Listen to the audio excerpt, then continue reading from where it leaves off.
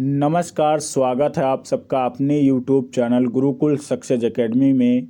आज आप लोगों के लिए एसएससी सीएचएसएल, एसएससी एमटीएस और एसएससी सीजीएल के लिए जीके जीएस की क्लास लेकर आया हूं। यह क्लास इन सभी एग्ज़ाम्स के लिए बहुत ही महत्वपूर्ण साबित होगी, तो वीडियो अंत तक ज़रूर देखना और वीडियो को लाइक कर देना और चैनल को सब्सक्राइब कर लेना। वीडियो शुरू करते हैं। निम्नलिखित विद्वानों में से हड़प्पा सभ्यता का सर्वप्रथम खोजकर्ता कौन था? तो Dayaram Sahni. Option number C इसका सही आंसर होगा। हड़प्पा सभ्यता का खोजकर्ता दयाराम साहनी था। आगे बढ़ते और अगला प्रश्न है, कुल्लू घाटी किस राज्य में स्थित है? तो कुल्लू घाटी हिमाचल प्रदेश राज्य में स्थित है। ऑप्शन नंबर बी इसका सही आंसर होगा। आगे बढ़ते और अगला प्रश्न है, प्रारंभिक आर्यों के बारे में निम्नलिखित कथनों में से कौन सा सही नहीं है? तो वह संस्कृत बोलते थे, सही है। वह घुड़सवारी किया करते थे, ये भी सही है। वह कई झुंडों में भारत पहुंचे थे, ये भी सही है। वह मुख्यतः नगरों में निवास करते थे। तो दोस्तों ऑप्शन नंबर डी गलत होगा। अपना आंसर होगा ऑप्शन नंबर डी। वह नगरों में नहीं रहते थे दोस्तों। आगे बढ़ते और अगला प्रश्न है, हर्षवर्धन की जीवनी किसने लिखी थी? तो हर्षवर्धन की जीवनी बाणभट्ट ने लिखी थी। ऑप्शन नंबर बी इसका सही आंसर होगा। हर्षवर्धन की जीवनी बाणभट्ट ने लिखी थी। आगे बढ़ते और अगला प्रश्न है, सांख्य दर्शन का प्रतिपादन किसके द्वारा किया गया था? तो सांख्य दर्शन का प्रतिपादन कपिल के द्वारा किया गया था। ऑप्शन नंबर सी इसका सही आंसर होगा। सांख्य दर्शन का प्रतिपादन कपिल के द्वारा किया गया था। अगला प्रश्न है, भारत का पहला रसायन संयंत्र कब स्थापित हुआ था? तो भारत का पहला रसायन संयंत्र 1960 में स्थापित हुआ था। ऑप्शन नंबर 20 का सही आंसर होगा 1960 में। अगला प्रश्न है, सिकंदर की मृत्यु कब और कहाँ हुई थी? तो सिकंदर की मृत्यु दोस्तों 323 ईसा पूर्व बेबीलोन में हुई थी। ऑप्शन नंबर ए इसका सही आंसर होगा। 323 ईसा पूर्व बेबीलोन में सिकंदर की मृत्यु हुई थी। ऑप्शन नंबर ए इसका सही आंसर होगा। आगे बढ़ते हैं, गोपाल कृष्ण गोखले के राजनीतिक गुरु कौन थे? तो गोपाल कृष्ण गोखले के राजनीतिक गुरु Mahadev Govind Ranade. Option number B इसका सही आंसर होगा। महादेव गोविंद रनाडे गोपाल कृष्ण गोखले के राजनीतिक गुरु थे। अगला प्रश्न है, उज्जैन का प्राचीन नाम क्या है? तो उज्जैन का प्राचीन नाम अवंतिका है। ऑप्शन नंबर बी इसका सही आंसर होगा। उज्जैन का प्राचीन नाम अवंतिका है।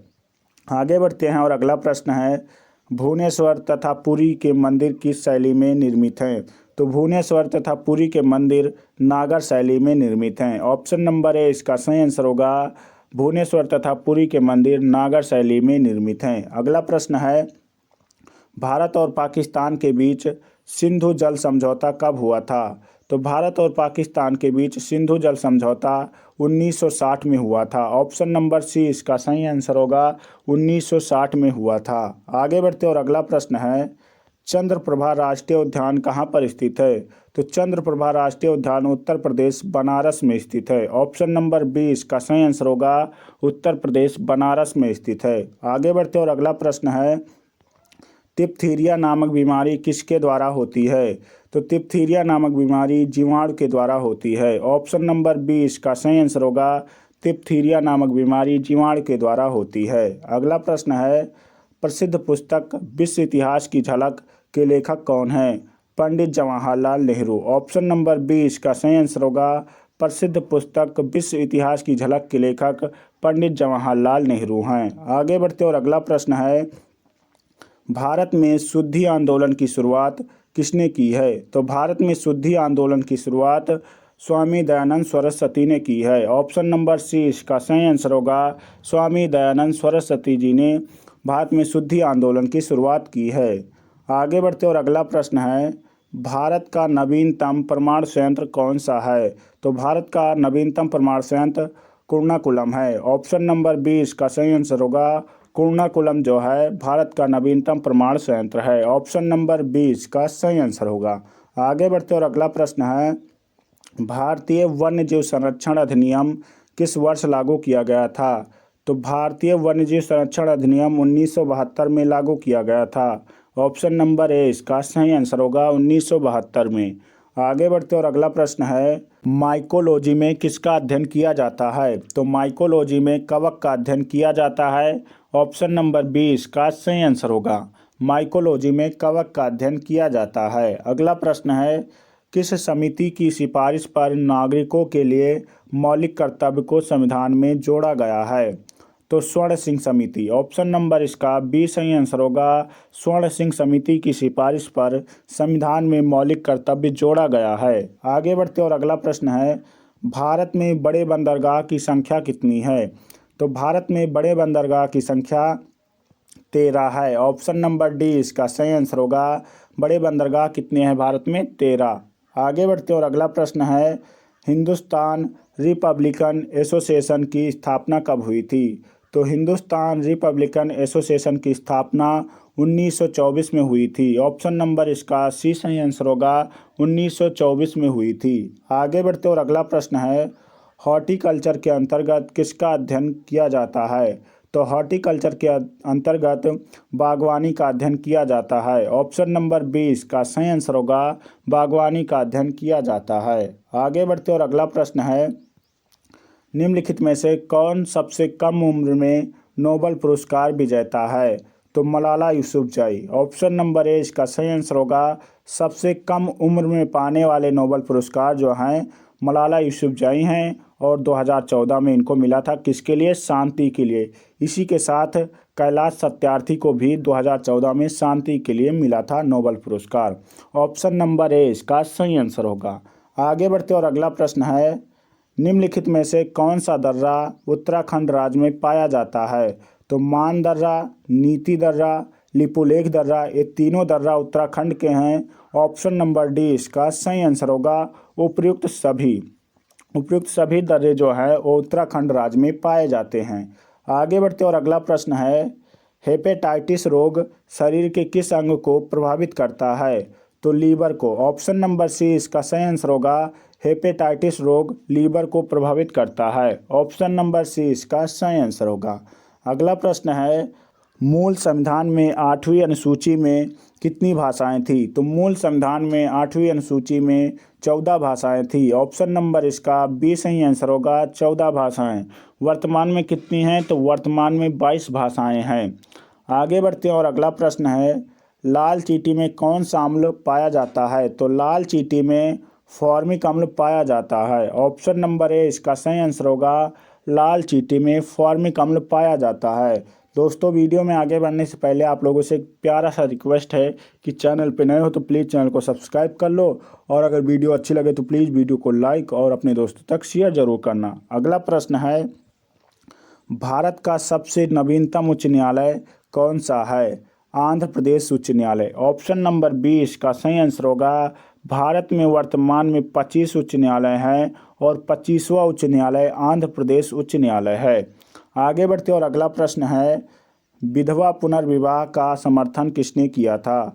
तो विधवा पुनर्विवाह का समर्थन ईश्वर चंद्र विद्यासागर ने किया था। ऑप्शन नंबर ए इसका सही आंसर होगा। ईश्वर चंद्र विद्यासागर ने विधवा पुनर्विवाह का समर्थन किया था। आगे बढ़ते और अगला प्रश्न है, निम्नलिखित में से किस शहर के संस्थापक अजय पाल थे? तो अजय पाल अजमेर शहर के संस्थापक थे। ऑप्शन नंबर इसका सी सही आंसर होगा। अजमेर। आगे बढ़ते और अगला प्रश्न है, राष्ट्रकूट वंश का संस्थापक कौन था? तो राष्ट्रकूट वंश का संस्थापक दंती दुर्ग है। ऑप्शन नंबर ए इसका सही आंसर होगा। दंती दुर्ग है। आगे बढ़ते और अगला प्रश्न है, किस अनुच्छेद का संबंध उपाधियों के निषेध से है? तो अनुच्छेद 18। ऑप्शन नंबर सी इसका सही आंसर होगा। अनुच्छेद 18 का संबंध उपाधियों के निषेध से है। आगे बढ़ते और अगला प्रश्न है, कौन सा अंग्रेज यात्री जहांगीर के शासनकाल में आया था? तो विलियम हॉकिंस और सर टॉमस रो, उपयुक्त दोनों। ऑप्शन नंबर सी इसका सही आंसर होगा। ये दोनों अंग्रेज यात्री जहांगीर के शासनकाल में आए थे। आगे बढ़ते और अगला प्रश्न है, भारतीय संविधान के अनुच्छेद 19 में नागरिकों के लिए कितनी स्वतंत्रता विद्यमान है? तो 6 स्वतंत्रता। ऑप्शन नंबर इसका 20 सही आंसर होगा।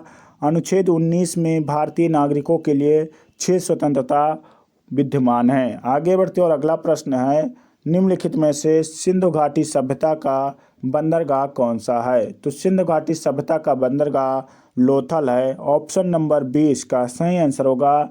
वर्तमान में किस राज्य में लोथल स्थित है? तो गुजरात राज्य में। आगे बढ़ते और अगला प्रश्न है, राष्ट्रमंडल कॉमनवेल्थ का मुख्यालय कहाँ पर स्थित है? तो राष्ट्रमंडल कॉमनवेल्थ का मुख्यालय लंदन में स्थित है। ऑप्शन नंबर इसका 20 सही आंसर होगा, लंदन में स्थित है। आगे बढ़ते और अगला प्रश्न है, भारतीय मानक समय रेखा किस शहर से गुजरती है? तो भारतीय मानक समय रेखा इलाहाबाद शहर से गुजरती है। ऑप्शन नंबर ए इसका सही आंसर होगा। इलाहाबाद का नया नाम प्रयागराज हो गया है। आगे बढ़ते और अगला प्रश्न है, हरिद्वार किस नदी के किनारे स्थित है? तो हरिद्वार गंगा नदी के किनारे स्थित है। ऑप्शन नंबर ए इसका सही आंसर होगा। हरिद्वार गंगा नदी के किनारे स्थित है। सरयू नदी के किनारे अयोध्या स्थित है। दोस्तों, सरयू नदी के किनारे कौन सा शहर स्थित है? अयोध्या। आगे बढ़ते और अगला प्रश्न है, निम्नलिखित में से किस राज्य में नलकूपों की सिंचाई का क्षेत्रफल सबसे अधिक है? उत्तर प्रदेश। ऑप्शन नंबर 20 का सही आंसर होगा। उत्तर प्रदेश में नलकूपों की सिंचाई का क्षेत्रफल सबसे अधिक है। आगे बढ़ते और अगला प्रश्न है, विश्व की चौथी सबसे लंबी नदी कौन सी है? तो विश्व की सबसे चौथी लंबी नदी जो है ब्रह्मपुत्र नदी है। ऑप्शन नंबर 20 का सही आंसर होगा, ब्रह्मपुत्र नदी। आगे बढ़ते और अगला प्रश्न है, भारतीय संविधान का अनुच्छेद 325 किससे संबंधित है? तो मतदाता सूची से। ऑप्शन नंबर इसका सी सही आंसर होगा। अनुच्छेद 325 का संबंध मतदाता सूची से है। आगे बढ़ते और अगला प्रश्न है, संविधान के किस भाग को भारत का मैग्ना कार्टा कहा जाता है? भाग 3 को। ऑप्शन नंबर 20 का सही आंसर होगा। संविधान के भाग 3 को भारत का मैग्ना कार्टा कहा जाता है।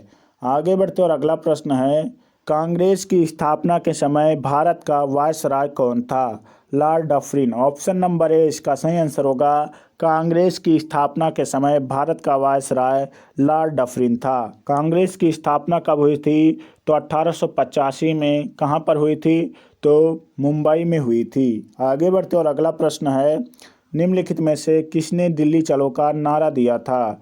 तो दिल्ली चलो का नारा सुभाष चंद्र बोस ने दिया था। ऑप्शन नंबर इसका 20 सही आंसर होगा। सुभाष चंद्र बोस ने दिया था। आगे बढ़ते और अगला प्रश्न है, कर्णम मल्लेश्वरी का संबंध किस खेल से है? तो कर्णम मल्लेश्वरी का संबंध वेट लिफ्टिंग से है। ऑप्शन नंबर 20 का सही आंसर होगा, वेट लिफ्टिंग से है। आगे बढ़ते और अगला प्रश्न है, निम्नलिखित में से कौन सी नदी उड़ीसा में डेल्टा बनाती है? तो उड़ीसा में महानदी डेल्टा बनाती है। ऑप्शन नंबर 20 का सही आंसर होगा, महानदी उड़ीसा में डेल्टा बनाती है। जगन्नाथपुरी मंदिर को किसने बनवाया था? तो जगन्नाथपुरी मंदिर को अनंत वर्मन ने बनवाया था। ऑप्शन नंबर ए इसका सही आंसर होगा, अनंत वर्मन ने बनवाया था। आगे बढ़ते और अगला प्रश्न है, सिंधु घाटी सभ्यता का कौन सा शहर पाकिस्तान में है? तो मोहनजोदाड़ो और हड़प्पा, ये दोनों जो हैं वो पाकिस्तान में है। ऑप्शन नंबर सी इसका सही आंसर होगा। मोहनजोदाड़ो और हड़प्पा दोनों पाकिस्तान में हैं। आगे बढ़ते और अगला प्रश्न है, लार की प्रकृति कैसी होती है? तो लार की प्रकृति अम्लीय होती है। ऑप्शन नंबर 20 का सही आंसर होगा, लार की प्रकृति अम्लीय होती है। अगला प्रश्न है, एशिया की सबसे लंबी नदी कौन सी है?